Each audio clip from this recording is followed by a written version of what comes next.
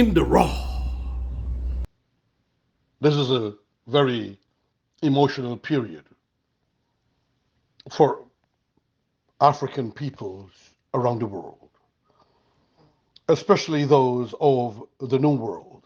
And of course, for many, many in Africa who had lost families during the colonial conspiracies to enslave, desecrate, divide and rule Africa, and abuse and deal and barter in the flesh, the blood, and the sinews of the African people. And the topic is people of African descent, modern leaders across the world. The abolition of slavery is one of the greatest, most significant effects. The most significant events in the history of our country, Guyana and the West Indies. The desire of finally being free became a reality, allowing our brothers and sisters of the African heritage to grow to their full potential, to help others, and serve as role models for future generations. And I would add also for other future migrant workers in this case.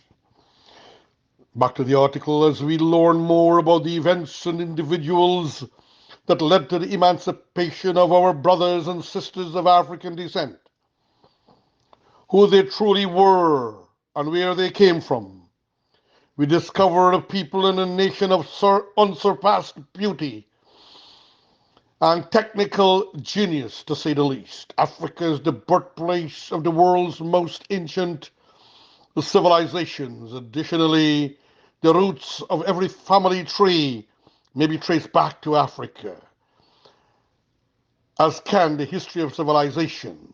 This is not only captivating to me, but also extremely empowering. Ladies and gentlemen, what I'm trying to say here is that Africa, being the motherland of all humanity, all nations, in the African genome, in their DNA, in their features and personalities, you can see traces of the Korean race, the Chinese race, the Indian or South Asian race, which comprises the Pakistanis, the Arabs.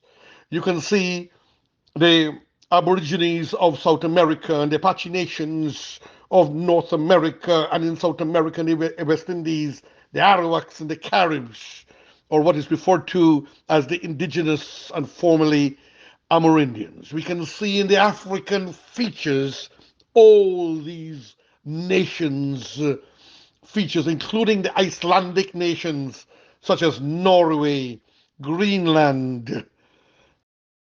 Of course, friends and family, this is not only captivating, I repeat for emphasis, to me, but also extremely empowering. And I'm emotional when it comes to the African nations. I feel as if within me I have the spirit of the great African ancestors roaming in my DNA and my mind and soul. People of African descent are descended from ancient to rich and sophisticated cultures that develop a plethora of technologies and innovations in a variety of fields.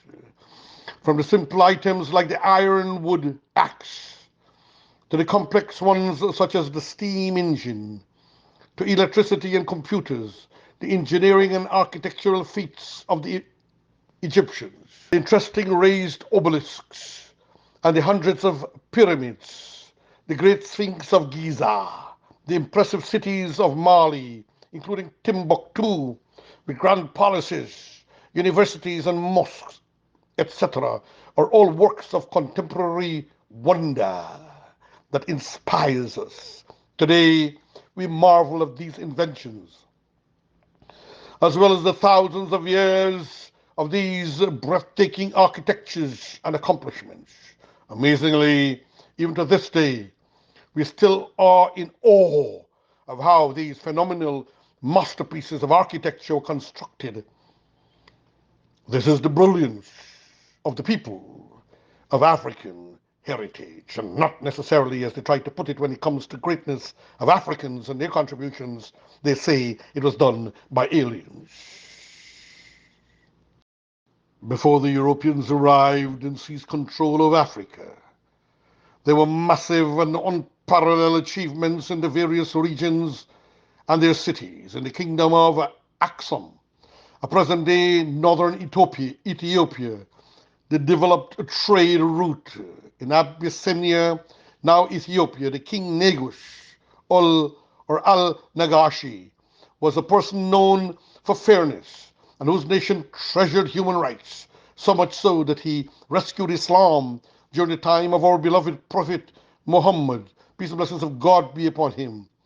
For a Muslim, this country is enshrined in our holy scriptures, the Quran, and history to represent the freedom from persecution and liberation from fear. The Kingdom of Ghana has the characteristics of a great nation of the present era. In the city of Timbuktu, they had great morals and developed the center of Islamic art. Because of commerce, the Kingdom of Ghana in Western Africa became one of the richest civilizations.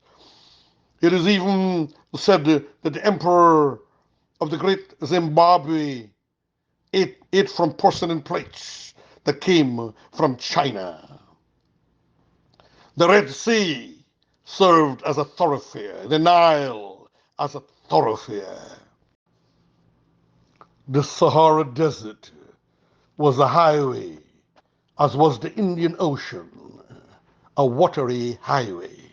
However, the subsequent slave trade not only damaged the continent's economic growth, but it also altered ideas of the African continent's history and importance. We witnessed in particular Belgium's King Leopold II, who converted a large portion of Africa into his personal real estate, enslaved its inhabitants, and left a legacy of misery that lingers to this day. His cruelty, and I add, his cruelties is the legacy of evil and hate for the African nations, one for which they can never be forgiven. We witnessed the same of the then famous generals who fought to the bitter end to keep slavery alive, even though they lost their battles. And they have had statues erected in their honor, particularly in the United States of America. Thankfully, we are seeing a revolution whereby persons are fighting against these statues because they are a disgrace, a shame to the democratic norms that the United States of America upholds. Unfortunately, all of these injustices were perpetuated against people of African ancestry by those seeking to legitimize an economic system based on the exploitation of people of African descent and Africa. As a result, an entire nation's history was stolen from them, wiped out. Nonetheless, despite suffering under the atrocious system of slavery, individuals of African descent made enormous contributions to the development of our civilizations. And if I may add too, in any country, wherever they were taken, they made contributions that astounds the human mind. And I continue. Their innate intelligence provided a depth of knowledge that would have been hard for any other society to achieve. While we know that slavery had a negative influence on education, some Africans were educated on their own and began to teach others because they were slaves. It was difficult for them to obtain the necessary materials. Yet despite this, they contributed to the enrichment of the world. And in reality, we observed that slavery did not hinder people from completing their roots, even though it took away many of their liberties and destroyed their identities. But we also saw how determined they were and their unwavering resilience to overcome all obstacles. as we saw with Mr. Toussaint Louverture, who led Haiti's liberation, and our own Kofi, aka Coffee, who led the slave rebellion in Berbice by fighting a revolution against the Dutch in the Berbice enclave of Magdalenenburg, protesting harsh and inhuman treatment, which subsequently overthrew the Dutch. If I may add at this time, so it shows that the Africans were not just a docile kind of people accepting slavery, and every opportunity they had, they were planning to overthrow, they were planning to liberate themselves. And back to the article. One thing is certain, we must honor the Africans who were subjected to slavery, since they made significant contributions to the development of our society. Further, we must continue to learn from them in order to make the greatest use of their knowledge, for they have demonstrated their genius throughout history. Consider writing, which started in African civilizations before spreading to other regions of the world, long before it was adopted elsewhere. The Egyptians employed hieroglyphics for writing. We must correct this misconception that Africa is limited.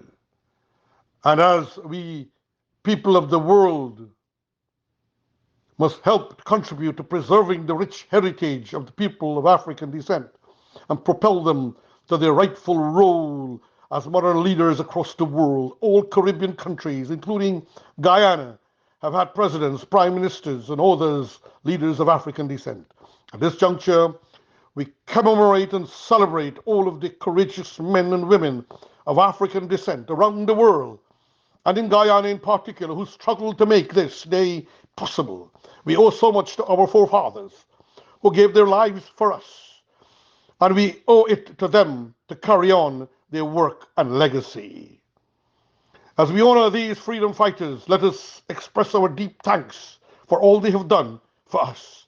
For, if I may add at this juncture, ladies and gentlemen, as I wrap up, the African nations, the African countries, whether they were in the form of slavery, who watered the earths of Guyana with their blood and their sweat for generations, and their sinews, and their flesh and body were used and abused by the slave masters, who taught them that they were nothing like base animals. Yet they didn't allow them to learn to read and write. Yet these great peoples were able to learn to read and write on their own, telling them that they cannot read and write and lead because they have no soul. When we know for a fact that the Africans were the first people on the earth and to have been given souls by the Creator, God, Lord of the world, for Africa is the cradle of human birth and creation of God. They tried to make it look as if the Africans contributed nothing to the world, as if they were mere raw flesh to be bartered, to be used and abused. When we know of the great contributions that they have done, and they took away the art of Benin, what is now Nigeria, and all their sculpture, their works of art, and they have placed them in the British and European museums in France and otherwise. And many were desecrated. The nose is desecrated, as we saw on the statue in Giza, Egypt, where Napoleon blew out the nose of that statue, which showed obvious resemblance to the peoples of African descent. So, ladies and gentlemen, friends and families, government of Guyana, governments of the free world, let us all celebrate the peoples of African descent as a people from which all humanity originated.